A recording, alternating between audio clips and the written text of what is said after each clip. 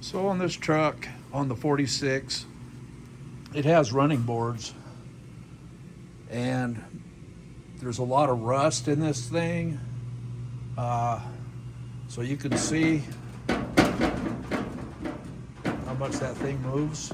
I don't know if that does a lot of justice or not, but anyways, so what I'm doing is I've taken some old street sign, the post, and you can see, let me see, kind of what I'm doing is I'm cutting it so that it fits up here inside this gap, and then what's left of the old running board support, and then I'll weld this old stop sign piece to the frame, and it should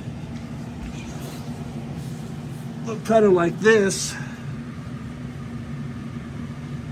So you can see I've got some weld on that one. This one's in the lip of the step, and then I just took some angle iron, cut it, and just welded it in.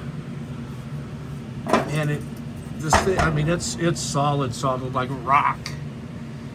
So just thought I would share that in case anybody's run into something like this. But it's quick and easy, and because this piece is galvanized, you need to be careful when you weld it. Don't breathe in those fumes because they'll make you sick. If you do feel sick, if you do this, just drink some milk, and that milk's supposed to help you with the galvanized poisoning. So anyways, just thought I would share this. It's kind of, I don't know if you can see it over there, but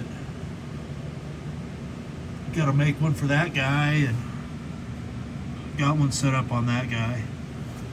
So should be good.